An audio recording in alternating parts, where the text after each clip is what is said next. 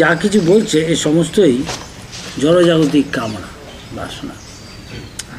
যে যা কামনা করে তার সেই অনুযায়ী তার জীবন সে গঠন করছে। কর্মনা দৈব নেপ্ত না, দেবতারা দেখছে যন্ত্রের দেহ উপবদ্ধতে। সুতরাং আবার আরেকটা 84 লক্ষ দেহ, কিন্তু একটা পায়। তাই মহাপ্রভু এসব না বলে কি বললেন, আমাদের কি করা উচিত? ন ধনং ন জনং, এই সবাই চাইছে। ন সুন্দরী চাইছে। কবিতাম সবাই জানে আমি খুব বড় পণ্ডিত। জগদীশ ভগবান সব কিছু কন্ট্রোলার, তাই তাই করে জগদীশ কাম হয়, এবং চাই না।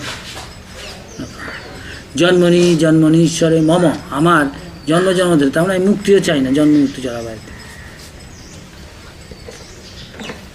ভবতাৎ ভক্তির অহৈতুকী, অহৈতুকী ভক্তি চাই, অহৈতুকী ভক্তি। আমরা প্রতিদিন বলি শ্রীগুরু চরণ পদ্ম কেবল কেবল ভক্তি, ভক্তি সদ্ম। আমরা যদি সদ্গুরুর আনুগত্যে হরিভজন করি তাহলে আমরা শুধু, তা না হলে আমি বিভিন্ন জিনিস চাইছি, বিভিন্ন এর কামনা করছি, তাহলে আমার গতি সেই দিকে হবে। তাই বলছে জানতি দেবব্রতা দেবা, যে যে দেবতার দেবী পূজা করে তার কাছে যায়। পিতৃন জানতি পিতৃব্রতা, আমরা দেখছি এই জন্য না হলেও কামনা করছে, তাই আমাদের 33 কোটি দেবতার কত রকম দেবতার পূজা হচ্ছে। দুর্গা, কালী, মনসা, শীতলা মা, তারপরে সন্তোষী মা, কত কিছু আমরা জানতামও না সে পূজা হচ্ছে। হ্যাঁ, এবং তাদের নানা রকম কামনা বাসনা আছে। শাস্ত্রে বলছে অল্প মেধসা, যারা অল্প বুদ্ধি কম, তারা এইসব দেবতার পূজা করে।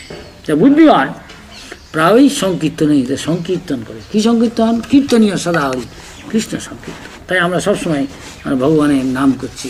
চৈতন্য মহাপ্রভু দেখাচ্ছেন, যখন তিনি দীক্ষা নিলেন কী বললেন? দীক্ষা নিয়ে কে জানো?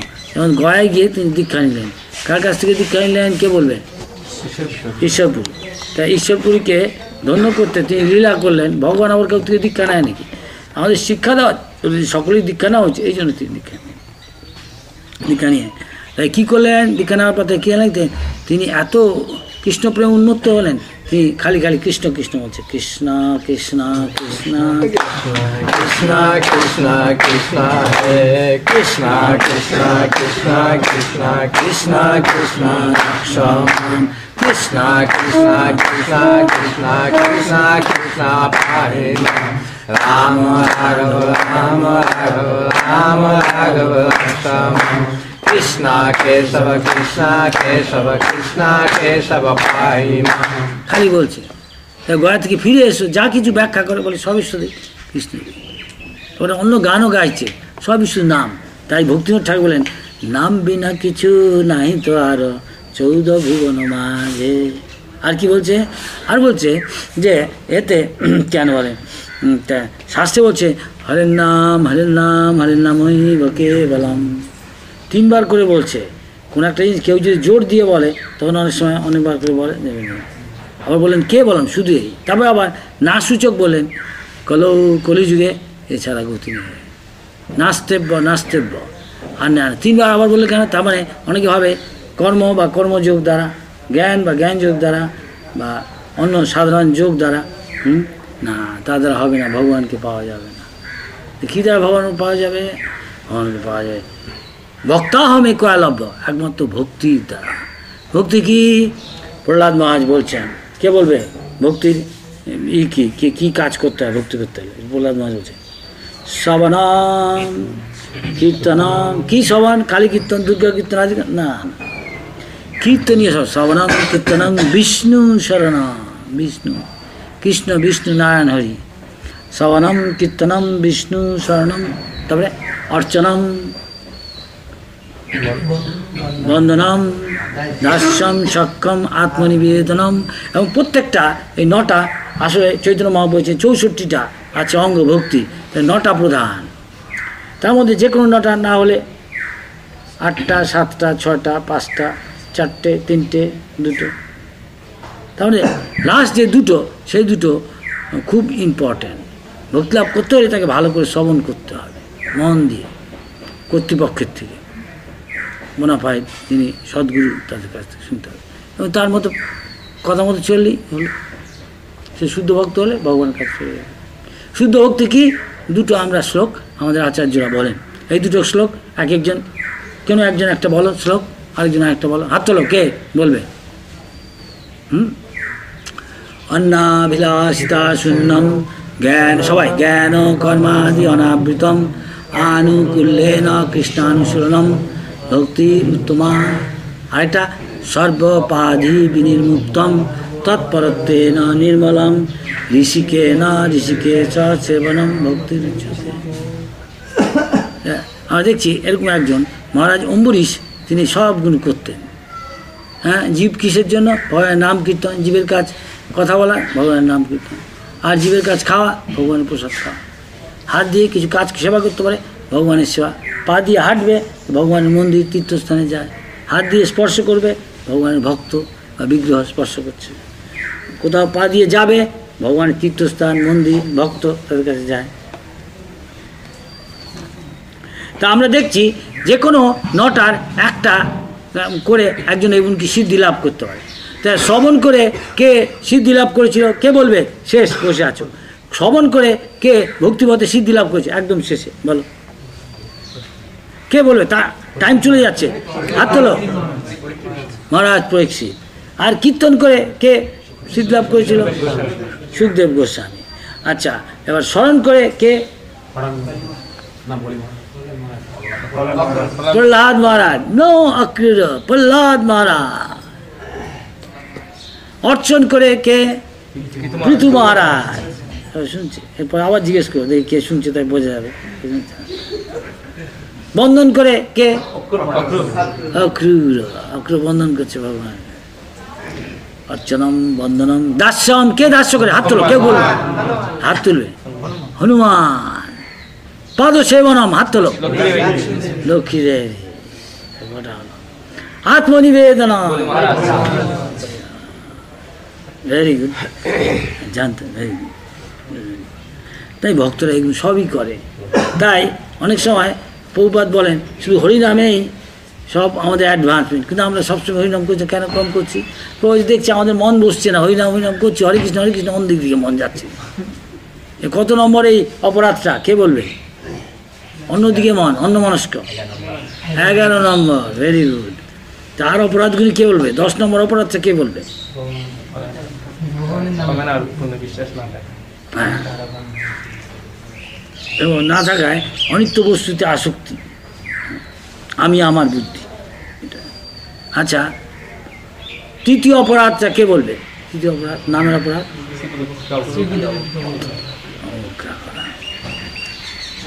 আর নাম করছি, এটা কি অপরাধ? নাম করছি আর ভাবি এখন এই পাপটা করে নি, তারপরে আবার সেটা কি কি নাম বলে। আরেকজন ভাবছে হরিনাম, ও আচ্ছা ঠিক আছে, আমার হরিনাম করলে পরের জন্মে আমি ভালো দেখতে সুন্দর হবে, বিশ্ববিখ্যাত হবে। এটা কি হরিনামকে একটা পুণ্যকর্ম মনে হয়। পুণ্যকর্ম করলে সবাই আমাদের 10টা অপরাধ মনে রাখতে হবে, তাহলে শুদ্ধ নাম না করলে আমরা করে যাবো। সেই জন্য প্রভুপাদ শুদ্ধ নাম হচ্ছে না, তখন সেবা দিয়ে রেখেছে। অনেকে সেবা করতে বললে হয়তো প্রেসিডেন্ট আছে বলছে ভয়ের চলে, কেননা তাকে যদি আবার স্যাক করে দেয়, অন্য মন্দিরে পাঠিয়ে দেয়, বলে এটা করো, কেউ নেই, অনেকে বলে দিয়ে না আমি তার কথা শুনবো না, তাহলে কী করে চলবে? প্রভুপাদ বলেছে আমার তোমার প্রতি যে আমার ভালোবাসা থাকে, তাহলে নিজেরা সহযোগিতা করবে এবং সহ্য করবো। আমার তোর মনে হচ্ছে না আমি করবো না, তাহলে কী করে মন্দির চলবে? ভগবানের সেবা তুমি করবেন কি? হ্যাঁ, যেহেতু প্রেসিডেন্ট নেই, কথা বলে কথায় বলে আমি মালায় বসেছি, এদিকে যখন ঘন্টা পড়ছে, কিসের ঘন্টা? এখন অন্য সেবা হবে, তখন সব ঠিকঠাক নেই। এরকম একটা সুন্দর কাহিনী বলছে, যখন মায়াপুরে প্রভুপাদ বলছে ওয়ার্ল্ড হেডকোয়ার্টার হবে, এখানে বিরাট প্রজেক্ট হবে, তার লিডাররা আছে, লিডার বলছে প্রভুপাদ একটি ছেলে ভীষণ পালন, ক্যাশিয়াস ক্লে বা দারা সিং, সে গোশালায় আছে, তাই কিছু কাজ করতে বললেই বলে গরু দেখো, গরুকে বিচালি দাও, কাট বলে, যেই বলা হলো তাকে বলছে আমি মালায় বসেছি, মালায় আছি, এই বিখ্যাত কাহিনী। বলছে তাই না, ওইকে দিয়ে কিছুই কাজ করা যায়, কী করা যায়? তো এ অন্য সব কিছু করছে, সব কিছু তো যে জানি করে মালায় করে, আর ঘন্টা বলে সে এসে পড়ছে। 3বার ঘন্টা হয়, একবার 9টার ঘন্টা, একবার 2টার ঘন্টা বা 3টার, আবার রাত্রিবেলা 8টার ঘন্টা। বুঝতেই পারছো কিসের ঘন্টা এগুলো, বুঝতে পারছো? আমি বলছি না, নিজেরই বুঝে নাও। তো এখন ঘন্টার সময় ঠিক পাংচুয়াল, তখন সে এসে পড়ে ঠিক টাইমে। তারপরে যা সেবা আছে জানো, কোনো এক জায়গায় গেলে বলে, কেউ দীক্ষা নিতে এসছে, তাই বলে আচ্ছা অমুক গোসাই আসে, তা বলে হ্যাঁ আসে। তা আমি তার সাথে কথা বলতে, কী ব্যাপার, আমি দীক্ষা এসে, কোনো চিন্তা নেই, এখানে বসে থাকুন আপনি, কোনো চিন্তা, ঠাকুর দেখে না। তা এখন সে দেখাবে না, উনি এখন সেবায় আছেন। সে কি এখন কটা বাজে? 2টো বাজে, এখন কী সেবা করছে? এখন তো ঠাকুর বন্ধ না, সেবায় আছে। তো কী সেবা? তো অনেকক্ষণ পরে সে বুঝতে পারো 2টোর সময় কী সেবা হতো। হ্যাঁ একটা সেবা, কী সেবা কে বলবে? প্রসাদ সেবা। এই সেবা, সেই সেবায় সে ঠিক স্বামী এসে পড়ে। আর অন্য যখন চলে তরকারি করতে হয়, এটা চুয়াটা ধরিয়ে দে, ফুলের মালা কর, ঠাকুর জন্য এই ঘরটা ঝাড় দিয়ে দে, সেই সেবায় সে আসছে না। কেন? জানে যে প্রধান, সে যদি থাকে তো ভয় চড়ে তখন করে দিচ্ছে। প্রধান না, কেউ কাউকে পাত্তা দেয় না, হয়নি। ভাগের মা কথা বলে, ভাগের মা গঙ্গা পায় না। তখন তা প্রভুপাদ বললেন, ঠিক আছে তুমি তো বলো, তুমি কি 64 মালা করো? হ, 64 মালা, ঠিক আছে। তো 64 মালা যে করছে, আরও অনেক মালা করছে, রাত দিন কথায় বললেই বলে মালায় বসেছে। তাহলে সে অত উন্নত ভক্ত, হয়তো পরমহংস। যাই হোক, তো তুমি বলো, তুমি তো অনেক উন্নত ভক্ত, আমরা তো পারি না, আমাদের গুরু বলেছে সেবা করতে হবে। কারণ ইসকন এরকম একটা সংস্থা যেখানে অন্য মঠ মন্দিরের তুলনায় এখানে লোকরা বলে, বাহ ভালো ভালো খায়, জামা কাপড়ও ভালো ভালো পরে, ইস্ত্রি করে, আবার সোনার গহনা টহনা পরে, সোনার আংটি পরছে, গাড়িতে যাচ্ছে, সেরকম কিছু রাঘব বল হলে প্লেনেও যাচ্ছে, ভালোই তো সাধু হতো ভালো। সেরকম অন্য জায়গাচ্ছে সাধারণত দেখা যায় ইন্ডিয়ায় বা অন্য জায়গায় সাধু রাজা ঠাজা বিরাট বিরাট ধনী, যখন সাধু হয় সে খুব সাধারণভাবে থাকে, একটা গাছতলায় কি একটা খড়ের ঘর করে থাকে, যা পেলো তাই খেয়ে। ইস্কনে দেখা গেছে অনেক সময় ঠিক উল্টো, যে যেখান থেকে আসুক তারপরে থাকছে প্যালেসের মধ্যে থাকছে, রাজার হালে, দোষ নেই কিছু, সেবাটা করে। তাই প্রভুপাদ বলেছে, আচ্ছা এখনকার দিনে কেউ যদি ভাত কাপড় আর বাসস্থান জোগাড়ের জন্য করে বউ বা স্ত্রী বা মায়া বাপের মুখে হাসি ফোটাতে গেলে তার মাথার ঘাম পায়ে ফেলেও ভাত কাপড়ই জোগাড় করতে পারে না, না বিশ্বাস উঠে যায়, ও তো হাসি ফোটা তো দূরের কথা।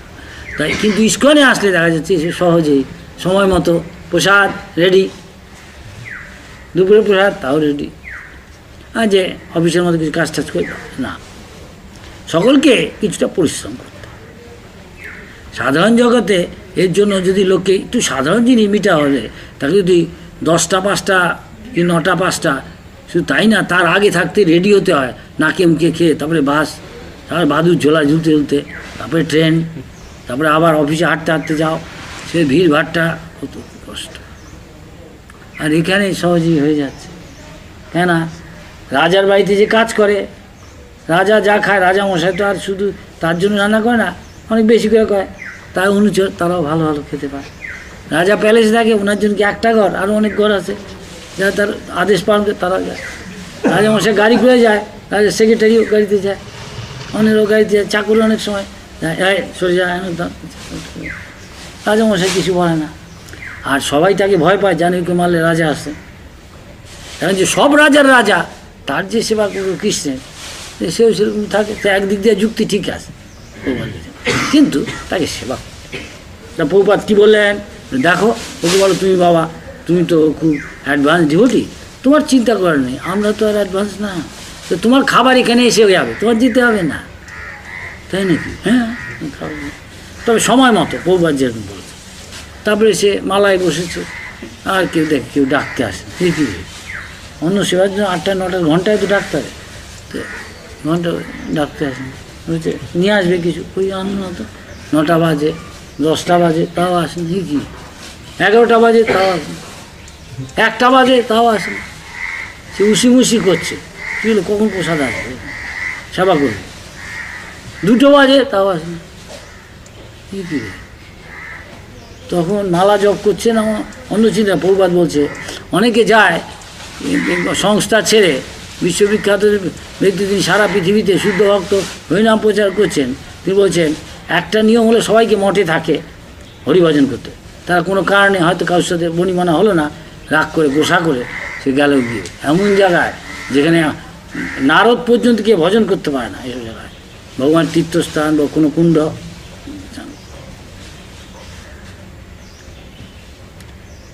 তা প্রভুপাদ বলেছেন, ভক্তিচন্দ্র ঠাকুর বলেছেন এসব জায়গায় গেলে তখন আর তার ভজন টজন আর হয় না।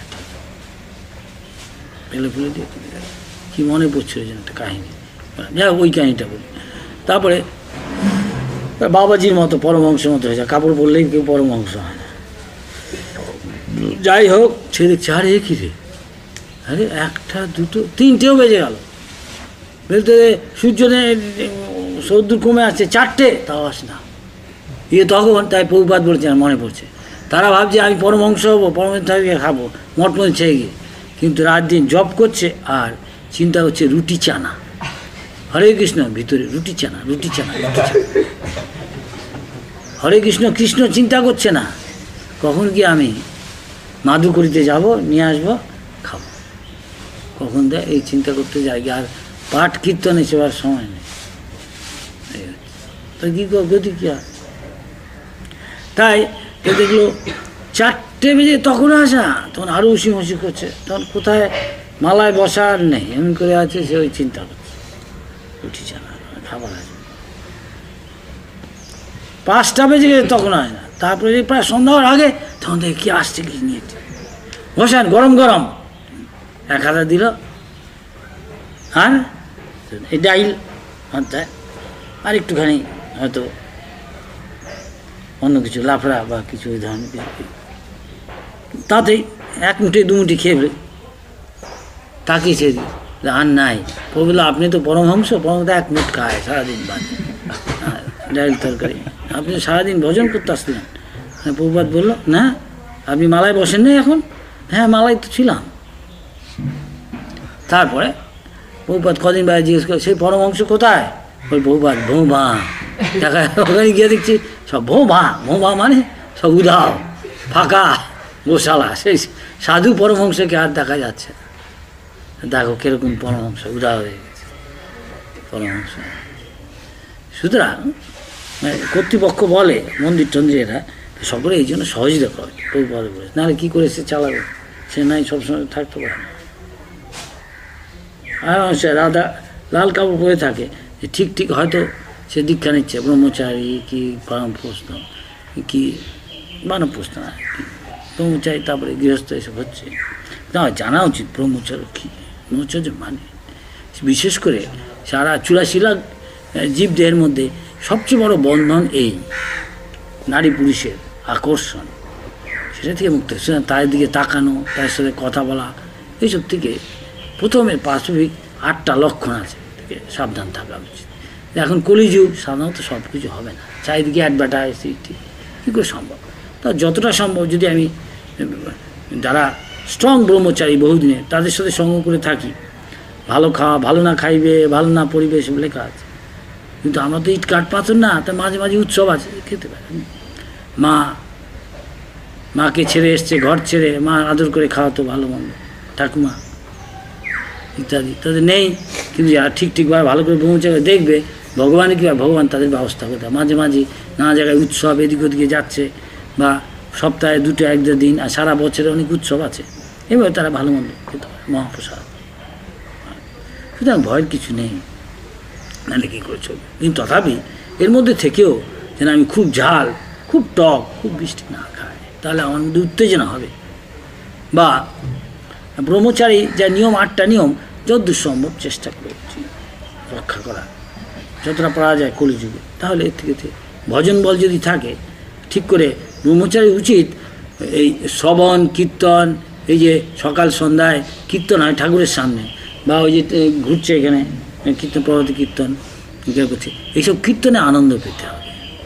সকাল সন্ধ্যার করলে সবার সঙ্গে একসঙ্গে মিলে কীর্তন করে, সেখানে বহু আছে হরিনামে এই অধিকাংশ আমাদের উন্নতি হয়। কিন্তু এই মুহূর্তে নেই, তাই যে ব্রহ্মচারী থাকতে চায়, নাহলে সে আমি জানি না এই মন্দিরে আছে কি না, অন্য মন্দিরে হয়তো আছে।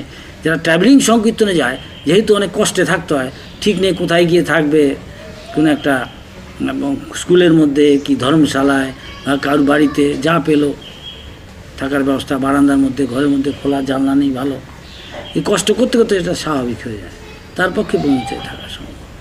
কিন্তু খুব বেশি মেশামেশি করে প্রচার করতে গিয়ে, যারা লাইফ মেম্বারশিপ করে বা নামহট্ট প্রচার করতে যায়, একা যাওয়া উচিত। এমনকি সন্ন্যাসীরা প্রভাব রয়েছে, কিন্তু যে লঙ্ঘন করে তা ব্রহ্মচর্য শুদ্ধতা, ব্রহ্মচর্য রক্ষা এও জানতে হবে। যারা কর্তৃপক্ষ তার সাথে সহযোগিতা করা, যেহেতু প্রেসিডেন্ট নাই তাই আমি অন্যের কথা শুনবো না, তাও গেলে গিয়ে তাছাড়া অন্য কর্তৃপক্ষ দিয়ে যায়, উনি এর কথা শুনতে হবে। প্রবাদ করেছে, তোমরা যদি সত্যি সত্যি আমাকে ভালোবাসো, কী করে আমি বুঝবো? তাহলে তোমাদের একজন একজনকে সহযোগিতা করবে, যে আমি কৃষ্ণের সুখের জন্য ও না করলে আমি গিয়ে করি, কৃষ্ণ দেখছে আমার ভক্তি হবে, ওর খেলনা হবে না। নিজেদের মধ্যে ঝগড়াঝাটি করে আমি ঝাড় দেবো না, আমার কাজ আমার হয়ে গেছে, না না, যে যত করবে সে তত ভগবানের কৃপা পাবে। যে যথা মাম প্রবর্ধন্তে তাং তথৈব ভজামি, এরকম কর্তৃপক্ষ বলে, তাই আমি এগুলো বলছি, জানা দরকার। কিন্তু আসলে আমরা যদি ভগবানের কাছে যেতে চাই, জড় সুখ ভোগের প্রচেষ্টার সবসময় নিন্দা করা হয়েছে। এই সমস্ত আকাঙ্ক্ষা পতিত মানব সমাজের নেশার মতো। এখন দেখবে একটা সেলোফোন, কোথাও একদিনকে আমি দেখেছি অস্ট্রেলিয়া একজনের সে ব্রেন টিউমার হয়েছে, সারা অস্ট্রেলিয়ায়, হ্যাঁ, যেটা প্রচার করছে একটা মেয়ের আমাদের ইস্কনে, আর সঙ্গে সঙ্গে ওরা আবার সন্তান সম্ভাবনা, সে একই সঙ্গে দুটো অপারেশন করছে, অপারেশন করে সন্তানটাকে বের করছে আর সঙ্গে সঙ্গে ব্রেনটা একই সঙ্গে। কী রিস্কি! আমি অনেক দিন দেখেছি ওই মেয়েটাকে, দেখলে মনে হয় কোনো যেন প্রাণী নেই। এখন একটু আগের চেয়ে ভালো আছে। তো এখন এটা নেশার মতো, একটা হলো কম্পিউটার, একটা এই সেলোফোন, যায় না, এর কুফল আছে, চোখের পক্ষেও ক্ষতিকর, নেশা হয়ে যায়। সাধারণ ব্যাপার, সবসময় কথা বলছে আর বা এটা দেখছে অনেকে এই নিয়ে বলেছে এটা কুফল। এটা অনেক সুফলও আছে, কাজে খুব লাগে ঠিকই, কিন্তু সাবধানে ব্যবহার করতে বলা হচ্ছে, জানে পরে নিজের ক্ষতি না হয়। ব্রেনের টিউমারের ব্রেন খুললে আমাকে এক ডাক্তার বলেছিল, আমার ব্রেনের টিউমার হয়নি, অন্য কিছু হয়েছিল, একটা অ্যাক্সিডেন্টে বলেছিল ব্রেনটা খোলা মানে খুব রিস্কি। আমরা হয়তো অপারেশন করলাম, সেটা ঠিক হয়ে গেল, কিন্তু তার মানেই যে সে বাঁচবে বা তার স্মৃতিশক্তি থাকবে, সে হাবাগোবার মতো হয়ে যাবে, কোনো উত্তর দেয় না, বলে না, কিছু বোঝে না, কিছুই বলা যায় না। ব্রেন খোলা খুব রিস্কি, খুব ঝুঁকির।